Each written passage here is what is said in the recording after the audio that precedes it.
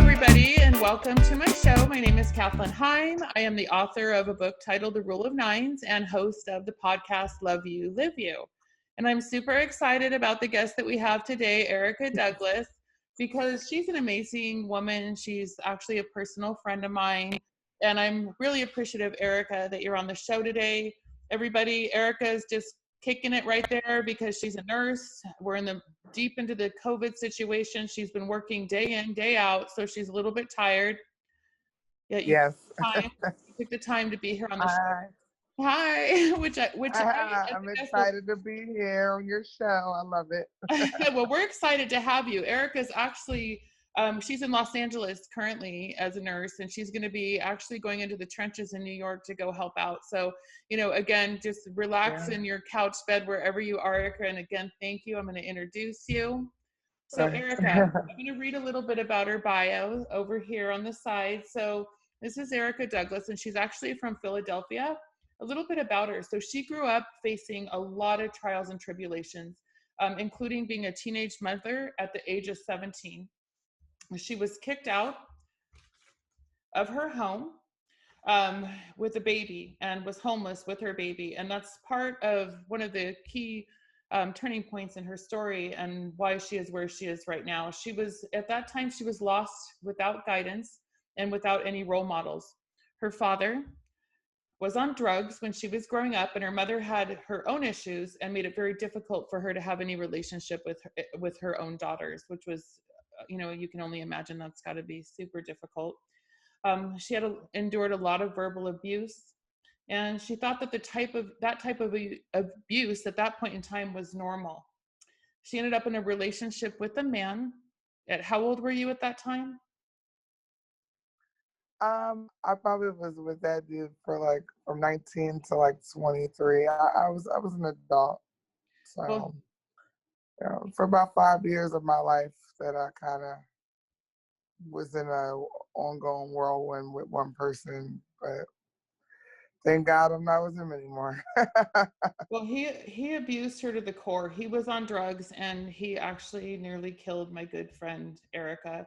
She was trying to get her life together. She went to nursing school. She finished, but her environment at that point in time was so toxic, it was impossible for her to grow or even change or even, do anything at that point with her nursing background. She was robbed. She was beaten in front of her son. Her son suffers from behavioral issues as he was affected, as you can imagine, from that life so very much.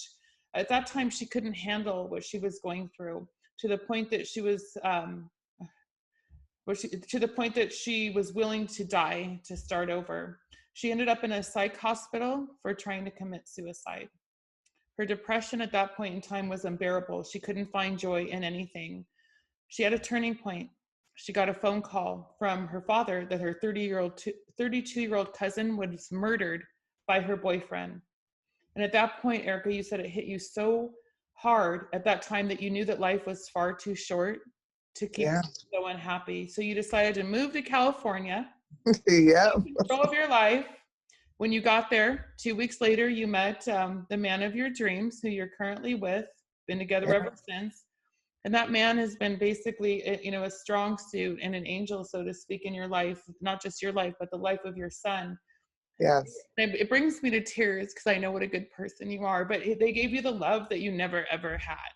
And you're a person that, of people I've met, you're so genuine and you're so deserving.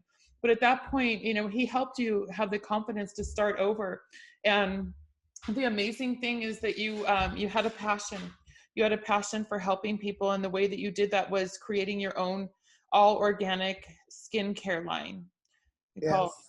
And you found new success, and like you said, you're never looking back. And again, I welcome you to the show, Erica, and your story is so powerful. I mean, so powerful. Homeless on the Thank you for having me. Oh my God, you're so welcome. I'm so honored. But you're homeless on the streets at 17 years old with a baby. Your father is on. I was actually 18 by the time I was homeless. I was 17 pregnant. And by the time I turned 18, I was out with a baby. My mom was really, now I kind of understand, even though it's like 10 years later. I think that my mom just had her own issues. And she didn't really know how to really deal with just really anything. I think she just had her own problems. So I don't blame her anymore. I used to. I used to be like really resentful towards her for being homeless and being forced to live in what we call in Philly a dipper house, which is a lot of people doing drugs, basically like embalming fluid, which is really horrible. Um, and it was even a point where I lost my son for like 7 to 8 months because I couldn't maintain, and I didn't want him to see me at rock bottom. So I just gave him to my mom for a little bit. It was tough, but I wouldn't wish that on anybody. But like I said, I think the whole point of me being homeless for it was about 6 or 7 months. I think my mom, she was a teen mom, and I think that it was a lot of her doing the same things to me that was done to her. So like now that I'm older, I could see that, and like I said, I don't hold anything against her anymore. I'm a very forgiving person. I think that's most of the reason why I am so happy right now and so um, just so willing to get through anything because I've been through so much. Like I really feel like there's nothing that I can't do. And I'm only 28. A lot of people think when I'm friends with or talking to people, they always think that I'm older. Everybody always thinks that I'm like in my late 30s or in my early 40s. I'm like, no, I'm only 28. I just think I just been through a lot, probably more than most people in a lifetime. But yeah, I'm okay.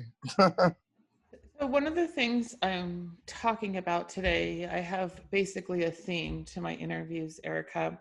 And right now, given the current state of the world with this pandemic, this COVID pandemic, there's a lot of people that are experiencing a lot of adversity in their life.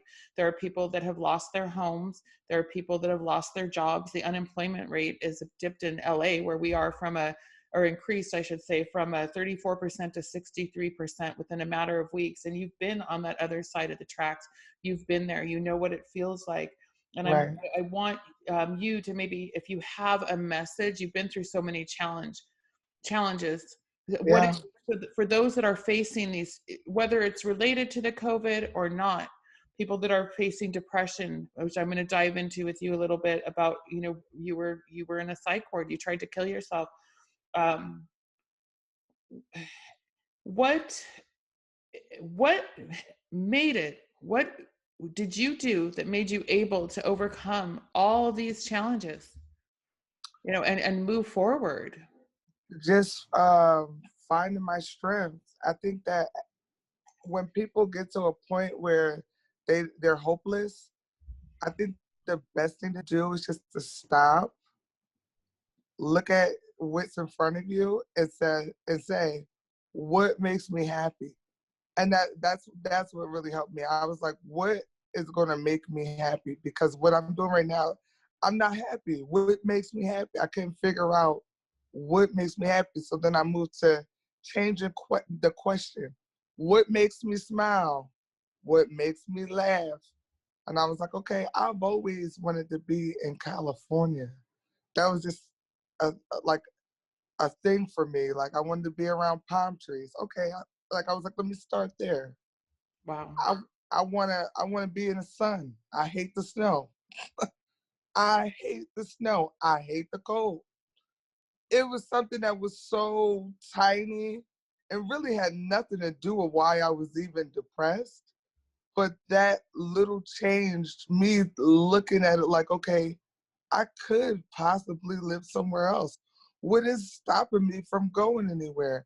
And really, when I moved here in 2017, that year, I was going through so much. My cousin had just got murdered by her boyfriend, and it was just such a crazy time. And I was going through it because I couldn't find a babysitter. It was just like crazy, like little things. But I said to myself, you know, if I can't find a babysitter here, and I can't do this stuff here, then I might as well move anywhere. I'm not going to be able to find a babysitter if I live in California either. I got to figure it out. So I start saying, I got to become less dependent on others. I got to stop getting upset because I can't find anybody to watch my child. I got to stop getting mad at my aunt or my brother or my sister for them not being readily available for me. Because once I'm able to fully become dependent upon myself, then I'm free. Everything else that anybody else is going to do for me is going to be a bonus. So that's what gave me the strength. I was like, okay. I started thinking, well, no, I don't know anybody out there, but you know what? There's care.com. I call care.com. I will find somebody to watch my son for me. It's not the most ideal situation, but we're going to make it through. So I started to see that I don't have to keep making all these excuses. Find a way. And once I started to figure it out, everything just started to come together for me. And what I would really say for people right now who's going through it, who maybe lost their job, who's on the verge of being homeless, or who just sit in the house and don't know how they're going to make their money, I would say that right now, the internet is powerful. We're finding out that everybody can do a lot right from home. This pandemic has showed us that that's the future. I really think that people should utilize this time to find a new skill. Find a new skill, learn a new skill, whatever you got to do. Because maybe what you were doing, it may not be happening for a long time. And you don't want to sit around and just wait for the government, maybe. Oh, they're going to help. We all know how slow and that process is. But just to keep your livelihood going, I would just find a new skill. I would just say, you know what? I got a computer here. If you don't got a computer, I got a phone. Google, um, that's a powerful tool.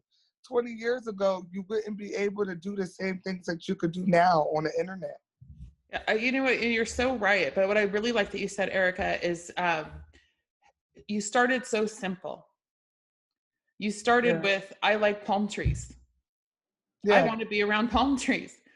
And then go from there. And now you're saying, you know what? Do you have a computer? Do you have a phone? Just start simple. You don't have to have all the answers right now, but just make a decision, decide what it is that makes you happy. And you couldn't even figure out what made you happy. So you said, what makes me smile? And you said sunshine in a palm tree, and you went for it. I want to go back. It shows your resilience. And I know how resilient you are and how strong you are and how amazing you are. But I want to go back to that moment in time when you tried to take your life, because you and I have never talked about that. And this is the first that I ever knew about that, is when you gave me your bio and that for me to read on the show. And do you mind sharing with you Yeah. how that day looked, the events leading up, and how you felt and what happened? Yeah. You know what's so funny is like I don't tell the story a lot, but I don't mind talking about it because each time I tell this story, I felt like more powerful because I really felt like that's how far I came. Because that day was the worst day of my life. And just for me to even be able to sit here and smile while I'm sitting here telling you or about to tell you about it, and to me, that means I came a long way because like it was no way I would have been able to see this. But at that point, at that day, um, let me see. I was working at a magnet status hospital in Philadelphia called University of Pennsylvania. They don't really let LVNs in magnet status hospitals, but I was one of them. I was one LVN of a few. I thought I had it going on, but I still wasn't happy. I had the whole situation with my ex, crazy. Then I tried to also go to school. This was all at the same time. That day, and I couldn't find a babysitter. All of those things came crashing down on me. On top of not having a mom to go to Walmart with at the time. It sounds crazy, but that's how I used to feel. I wouldn't have anybody to go to Chili's or Walmart with. I just felt defeated. And I went into my nurse manager. Mind you, this is a huge hospital.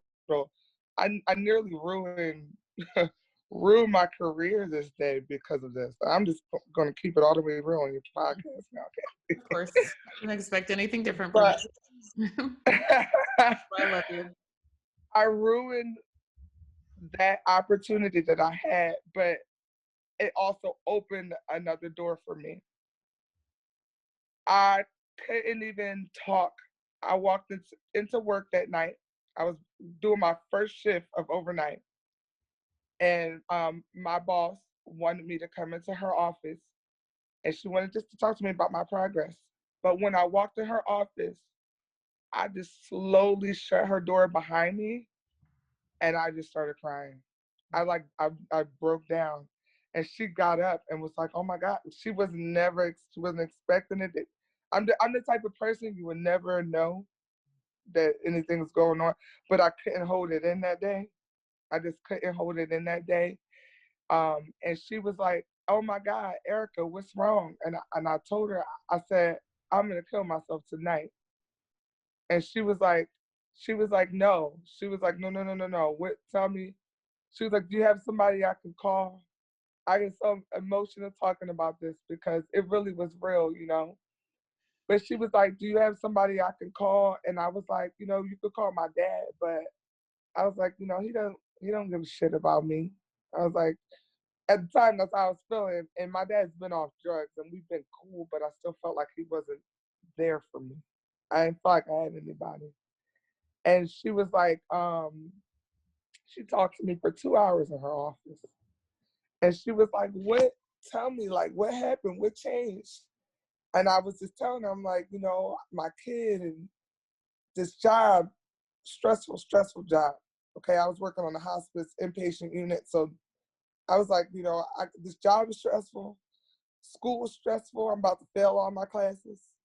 I was like, my ex, he just robbed me. He just robbed me in front of my son. He took everything that you had in your house. Everything that was valuable in my house. He took like maybe a week before this. And we weren't even together. It was just that he knocked on my door and I opened it and he ran to my house. And, she actually drove me to the hospital. I was in a hospital, but she drove me to the main hospital where the psych ward was. And she was like, as your manager, I really don't want to let you go home. Like, she was like, I'm gonna bring you here. And I was like, I don't want to go in there. I was like, I don't want to go in front of all these people in the emergency room. I was just so afraid because, I'm a nurse. I'm in uniform at a huge hospital. Now, I know most people on here probably from California. That's like me working at like UCLA or USC here. Right. When people are looking at these people, these nurses that work at these university hospitals, you look at it as like, you're a hero, you're strong, you're hard worker. Nobody's expecting you to be ending up on the psych ward. So I was afraid that people are going to see me. I'm in uniform. I got my ID badge on. I don't want people to see me like this. So she was like, let's just try to forget everybody. I'm gonna get you right now. She basically talked me off the edge. I was like, I'll just go home. She was like, no. And you would have killed yourself if you went home. Yeah. So she was like, no, let's not do that. She was like, let's just go in there. So I went in there and I didn't realize that it was a complete lockdown unit. I thought I was just going in there to talk to somebody. I was completely out of it so bad that I didn't even realize that they were locking me in. And then I started to freak out because now you're telling me I can't leave. And I was just, you know, I really needed that because I was able to talk to the nurses that were there, and they were crying, you know, with me, because I'm like, we all got the same badge on, and I'm in here on your unit. I came from another unit, and I'm at my low point right now, you know, like, and they really felt for me, feel for me. And I was like, you know, I really felt like at that point I had somebody to listen to me. You know what I mean? Like, the things that I was saying was so crazy, and I don't trust people. That was always my thing. Still to this day, it's really hard for me to trust anybody. So I was pouring it out to them, just telling them things and just releasing, and I felt better. I felt better. They let me leave that same night, and all I think I needed was just to talk, because the people that were around me and my family, I couldn't talk to. They were toxic. It's so toxic to the point where you don't even know that your family member wants to kill herself. I would never have told them. And still to this day, I have never told anybody in my family that this day happened. I recently told my mom maybe a month ago that I ended up in the psych ward, and my mom was crying. She's been so apologetic to me, and she's like, I didn't know, you know what I mean? But I'm just like, you know, when you're that low and you feel like you don't have nobody to talk to, people don't realize how mean they could be, And, you know, yeah, that person may be the strong person, but still deep down inside, I was dying. I wanted to die. I really did. I didn't like my life. I didn't feel like I had anybody who loved me. I didn't feel like I had anybody who had my back. I felt like I was a terrible mother because my son just watched me get choked, you know, from an ex that I should have probably left way before, but maybe I was just that, I don't know why I kept going back or whatever. I felt like I didn't have anybody. So I felt like it's maybe why I held on to him so long. But it was killing my son, and I didn't even know it. So it was all these emotions going through my head, um, you know, and then the whole thing with my cousin happened. I was like, and it was a little bit after this, and I said to myself, I don't want to die. Like, my cousin was such a vibrant person, and she was always flying out, going there. Mind you, I was 25 years old when this happened. I'd never been on a plane because the people in my family, that's not the kind of life that we live. We don't know, like, it was always, oh no, we don't get on no planes. That's like my family still now. My sister, I can't get them to come and visit me. They're scared of it. They don't know nothing but Philadelphia, you know, or New Jersey, the tri-state area. So having a different life is not a possibility, and people's mind. It's not a possibility. It's not something that, you know. So I was like, I'm going to California. Everybody thought it was playing. Everybody thought that I was joking. They thought that I was crazy. I'm like, you know what? Jennifer just died. I worked an overnight shift that day that I found out that she died. And I drove 9 hours to North Carolina so I could make sure I saw her body before they cremated her. And that whole 9 hour drive by myself, I was like, I got to do better. Like, I want to do something. Why do I have to be where I'm at? Who's to say that I gotta live this life because this is what my family has always said? Get a job, stay there for 20 years. That don't gotta be my life. That's not what makes me happy. I don't want to be at one job for 20 years. It sounds crazy, but that's just what my family, that was like. Right. It's a lot of people's mentality, and it's all you had, but yeah, it wasn't working for you. I'm like, I don't want this. I used to even tell my ex, I used to be like, I want to go to California one day. I always, even when I was in nursing school, everybody always knew I wanted to go to California. But the reason I think I didn't do it is because everybody around me used to be like, that's crazy. California's too expensive. Why do you want to go out there? California's going to be underground. They got earthquakes. All of this stuff, like, to discourage me. And I was discouraged. I let that negative noise stop me. And then you were driving to that 9-hour drive, and it just, something changed. You're in the I was done. I said, I'm gonna do it. And I said, what's the first step? I'm a person who got to take steps. I got to do this in order to do this in order to do that. What was the first step that I got to take to even be able to live in California? I got to apply for my nursing license to be endorsed in California. Mm-hmm. So that's what I did. But before I did it, I was like, okay, what if I want to go to Florida? I started to think like, okay, maybe I could go to either one. I called a psychic. I started reaching out to psychics. This sounds, people just watching this probably gonna think I'm so crazy, Kathy. But I'm just keeping it real. You are, in a good way. I started calling psychics because, again, like I said earlier, I didn't trust people. So I found my guidance and spiritual guidance in calling psychics. I don't know why, but it worked for me. And the psychic was like, no, you're not gonna like Florida. She was like, you always wanted to go to California. She was like, I think California is gonna be great for you and your son. She was like, but if you go to Florida way, I think you're gonna be miserable. And I said, you know what? All right. That next day I applied. I paid the $200. I sent it off. And that was in April 2017. And so I was like, okay, I'm still here, but I had hope. I was like, I'm waiting. I had to wait because California, God forbid, takes forever for everything. So I still had to wait. I still was like going through the process. And, it still was hard for me. Like even dating, like it would be a ton of guys trying to talk to me or date me. I couldn't get into it. I was depressed still so bad. But not at the point where I wanted to kill myself anymore. Just, I couldn't be happy. I was just like, I got to get out of here at that point. I hate it here. I don't want to be here. I don't have nobody. It's just me and my son.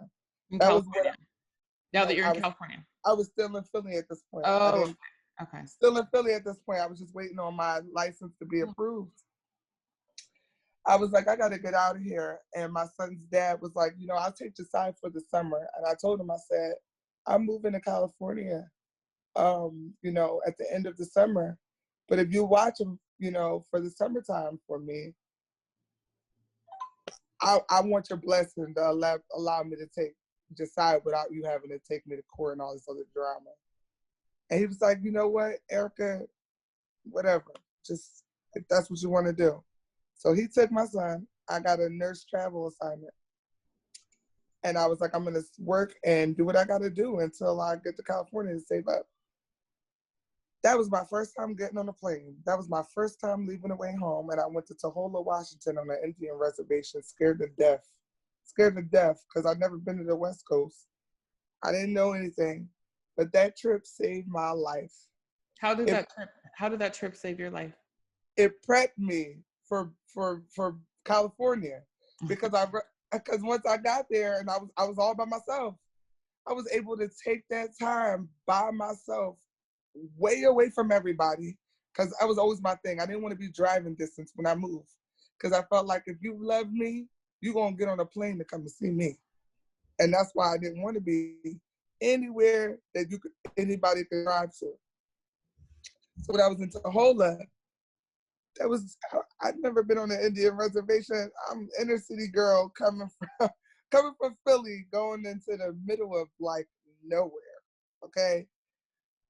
I learned so much about myself on that trip, just being with myself. I was like, I gotta love myself. Like, what am I doing? What do I like? I started reading more. I started to, just looking at things that I liked. I started to just take care of me every day, not just for a moment. I didn't have my son. how could I take care of my son if I wasn't taking care of myself? That was where I was lacking. Everything that I was doing was for everybody else and not me. So that trip, when I was in that Airbnb by myself, I didn't have nobody. I was cooking the things that I wanted to eat. I was reading the books that I wanted to watch. I had a bunch of people up. I was the only Black girl in the area, you know, and it was fun because everybody's like, you know, talking to me. They made me feel like I was cool because I was different and I was from somewhere else. And I'm like, me? And they enjoyed my company. They thought I was funny. You know, they was like amazed at like, wow, like, who's this girl?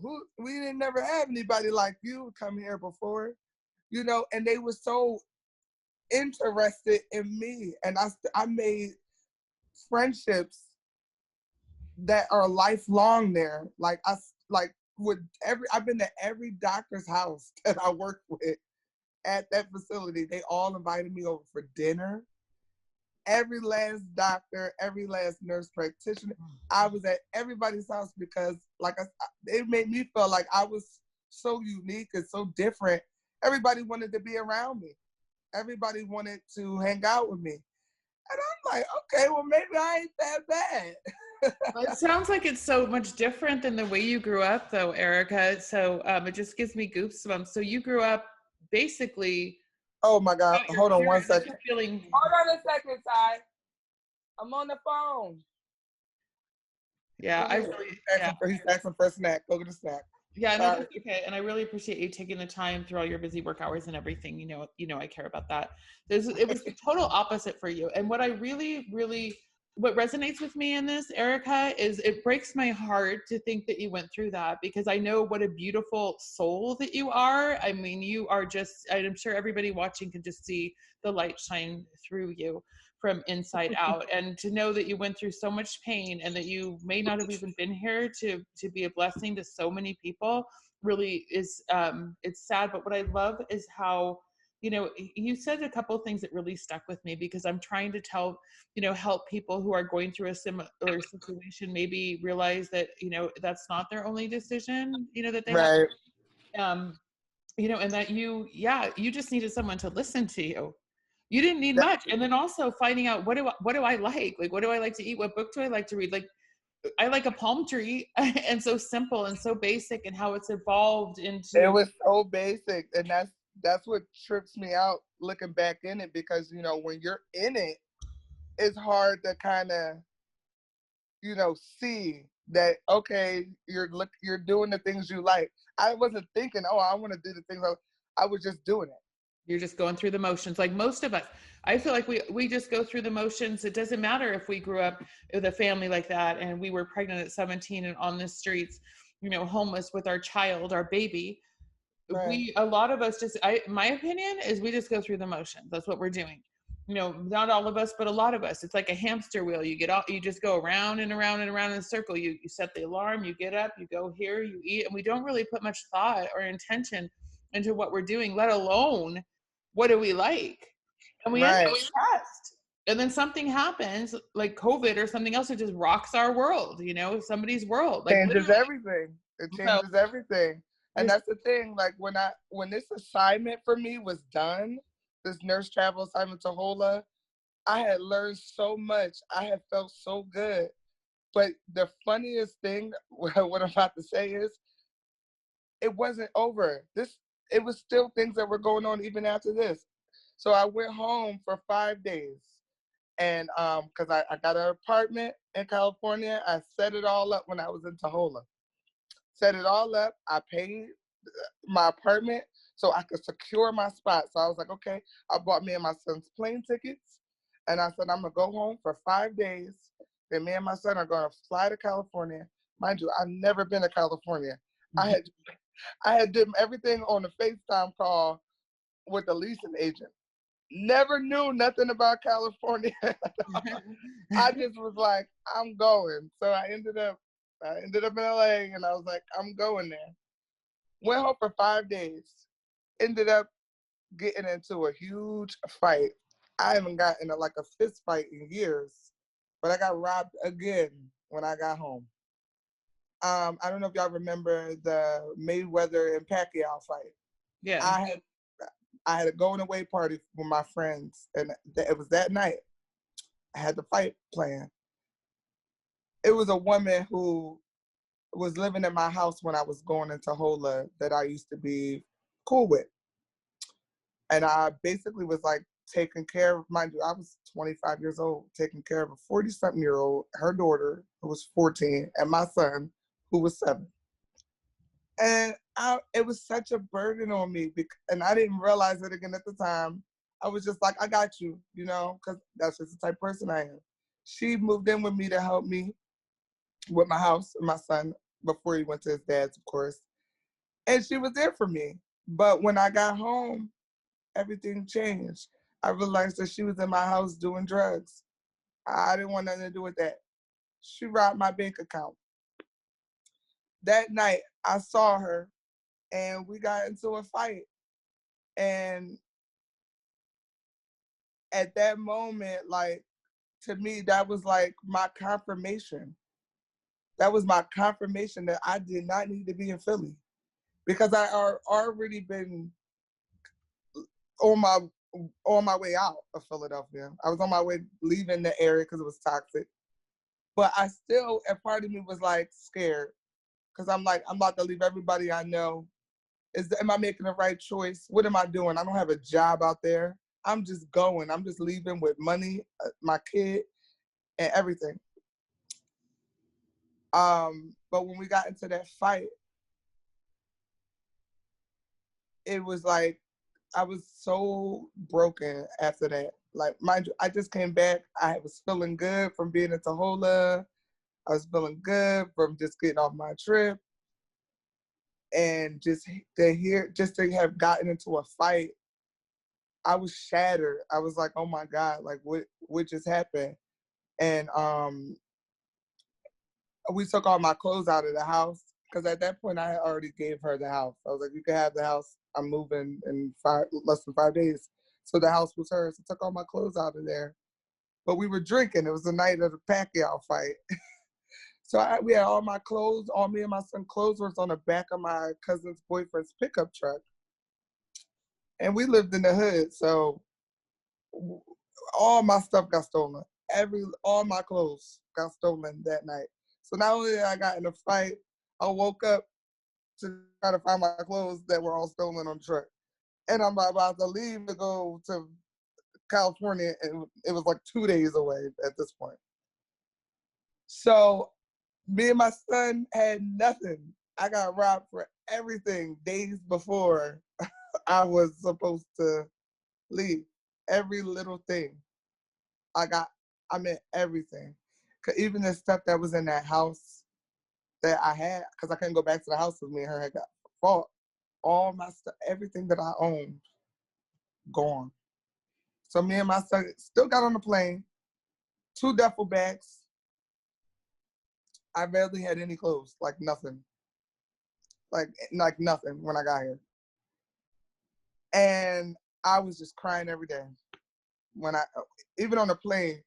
And we landed, and I couldn't even enjoy being in California, because I didn't know if I was gonna get a job or not. I didn't know what was about to happen. I was like, oh my God, I'm gonna have to go back home. I'm gonna have to go back there. I don't want to go back there. And then fast forward to me being here, me and my son were happy. We were sleeping on the floor, on a wood floor. He was happy because he was going through it there too. It was horrible for us. So when we got here, we was just happy to be with each other.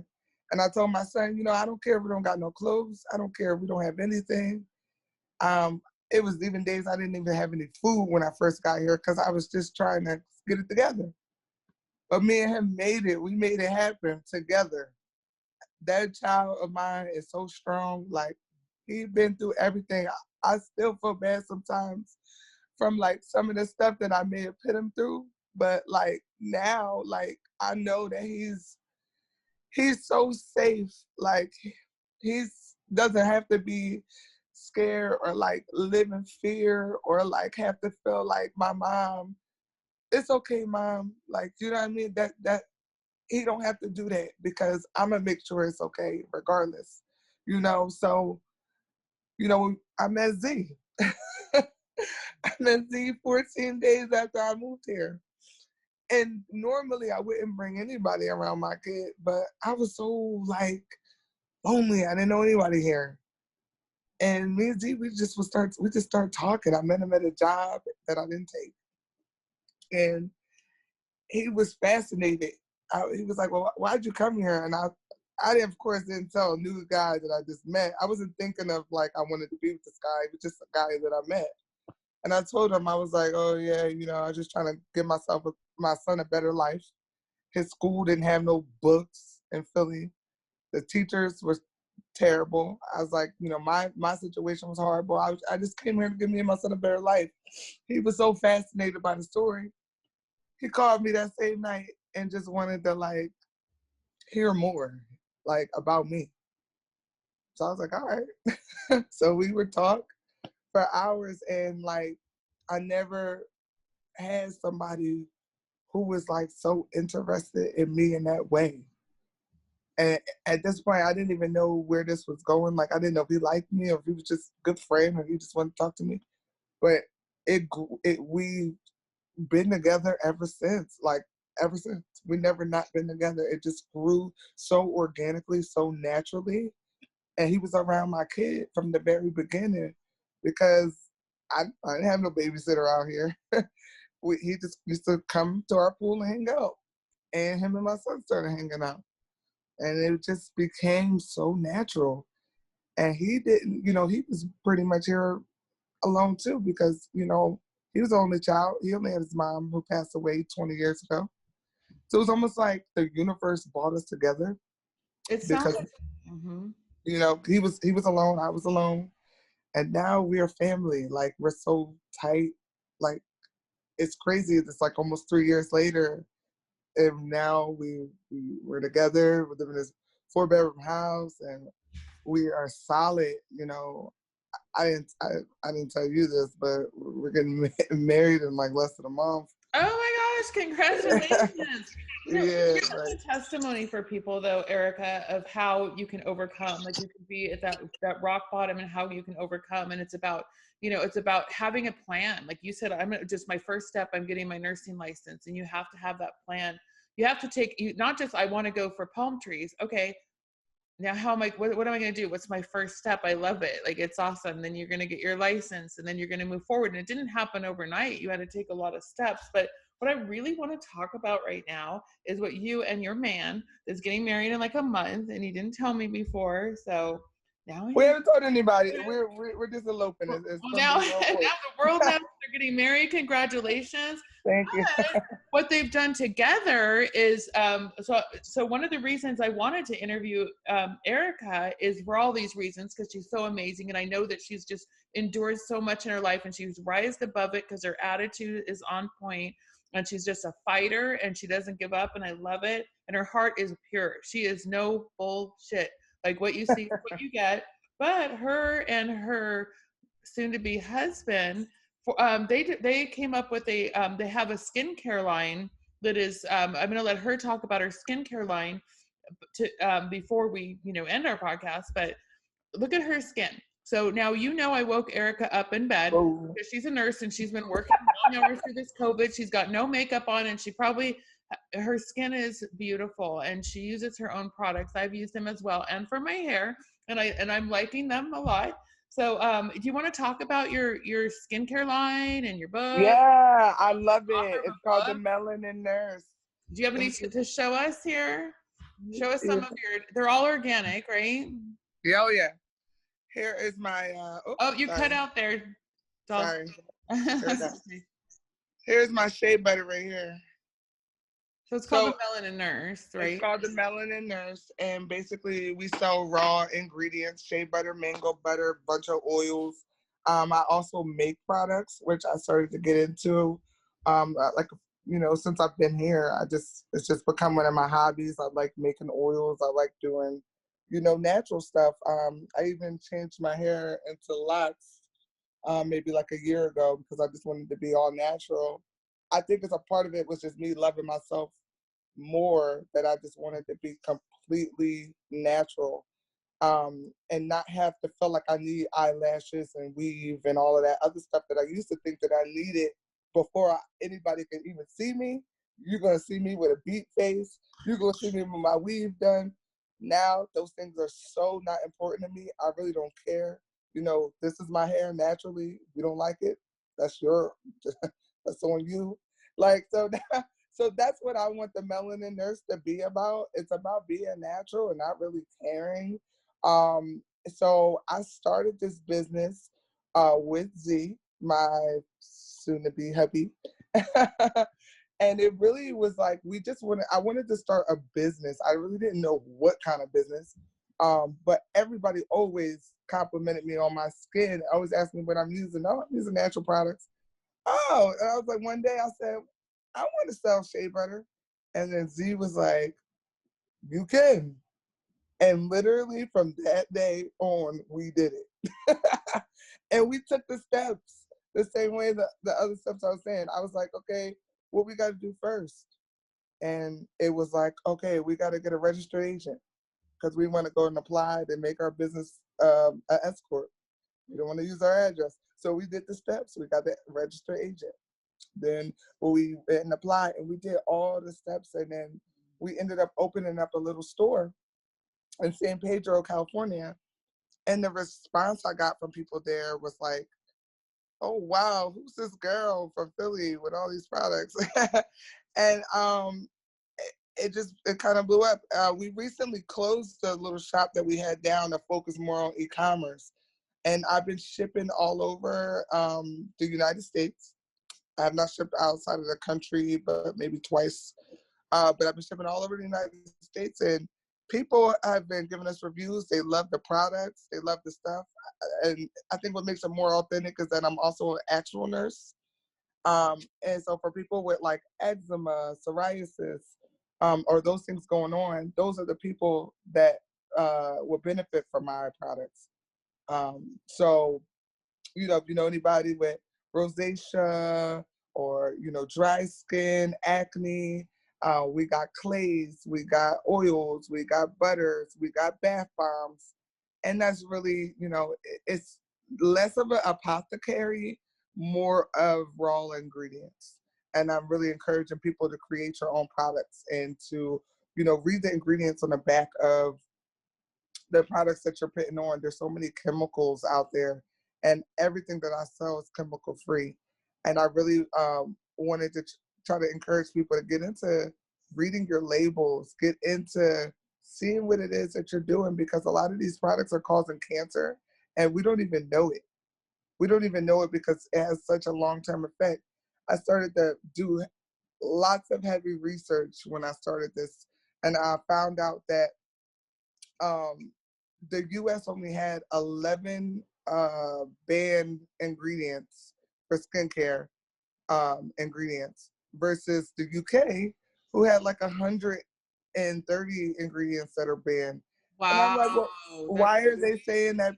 Yeah, why are they saying that parabens are safe here, but they're not safe there? Because the UK, Canada, they're saying that it causes cancer, but the US is saying that it's safe. So I was like, what? So I started to really put that out there to my customers.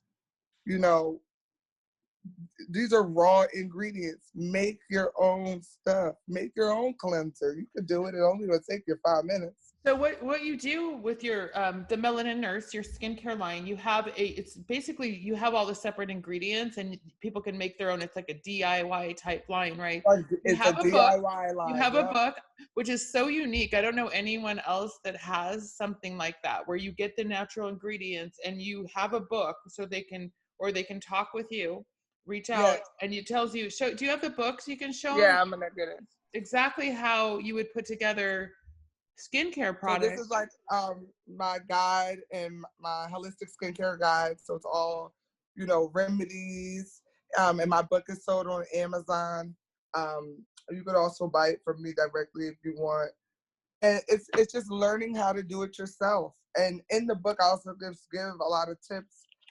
I tell my story about makeup. Like, you know, I have nothing against makeup, but I used to be one of these people that felt like I have to wear makeup before I leave the house. Which is crazy because I have good skin, right? I was actually ruining my skin because of the makeup. When I started to be completely natural, my skin started to glow even more. And that's really what I'm talking about in my book. So get this book on Amazon, guys. So I wanted, okay, so I want you to let everybody know how they can get a hold of you, how they can order the products. You said the book on Amazon. What do you have a website they can go to? I do. You can buy any of my products at www.nurturemelanin.com. And when you go on my website, there's a link for my book right on the website. You don't have to do anything extra. You'll see a picture of the book and it'll say click here. It'll take you directly to Amazon to purchase it. Awesome. So and everything's on there. So in my product line, I have named some of my products after people I love. For instance, one product is called Shea. Any products, any side products, side beard oil or side salt scrub, the proceeds go directly to him. Trying to save up for my son and his college fund. So I try to incorporate him because he's here with me and Z, and we're trying to teach him to be an entrepreneur. You know, he sees us every day packing orders and doing this, and he always wants to be involved. So I made that particular size section dedicated to my son. And he loves it. He's always asking me, did I get any orders? Where's my order? So support my son. If you guys are getting on my website for any of his side products, they go straight to him. I don't take a dime. You know, Erica, I'm going to ask you one more question before Yeah. up. It's my signature question, but before I ask you this question, I really have to thank you for being on here because I'm so honored to be your Cali mom. I'm her mom in Cali. Yes, this is my Cali mom right here. So I met Erica. And look, I'm gonna say this real quick because I talked a lot about my mom in the beginning. I want to say that moving to California has repaired me and my mom's relationship so much. Me and her could not be closer than we are today. And she's gonna come and visit me in the summertime when this COVID crap is over. Wow, that is awesome. You know, But you're still my Cali mom. Yeah, well, whatever that is. I'm glad everything's good with your mom. I just have to say, like, I am a nurse also. You know, my listeners know that I am a nurse, and I met Erica when we actually worked together for a while. And the minute I met her, I knew she was special, and we've been friends ever since then. And that was right after she got here, right? You had barely been here. You were brand new to California. She got a job. She just makes it happen. She's so determined and taking those steps, you know, like she says, if you want to move somewhere, take those steps. And I'm very blessed to have her in my life and to not just someone I worked with, another nurse, but to actually call her my friend. She's more like family to me, and I love her. And I love you. I love you too. So my signature question, how do you love you, live you? I love me because wait, I love you, live How you. do you love you and live you? I look at how far I've been, and I love it. I love me. I love loving myself every day because I've been through so much. Like, how could I not love where I'm at right now? I'm happy. I'm truly happy, and I'm living. I'm living me because I'm just living every day. I'm taking it one day at a time. Everything ain't so serious anymore. And nothing could stop me. I have the mindset now that I can do whatever I want to do. It's nothing that I just can't do. If I say I want to do it, I'm going to do it. And that's how I love me, live you. I put my mind to it. I create a plan and then I execute. I love it. That's exactly what on your mind, you create a plan and you execute it. Action. You're freaking awesome, and I love you. Thank you so much for getting somewhat out of your bed to talk to everybody today. And congratulations to you and Z. Is he there? Can he pop his head in for the viewers? No, He's doing something in the living room. Okay, all right. Well, no, it's supposed to be a surprise. Okay, I'll be We're quiet. surprising everybody until I put it out. I'll put it out there. Even though I just told the world, but whatever. Well, thank you for taking your time. Thank you know, you, we love Kathy. you, everybody.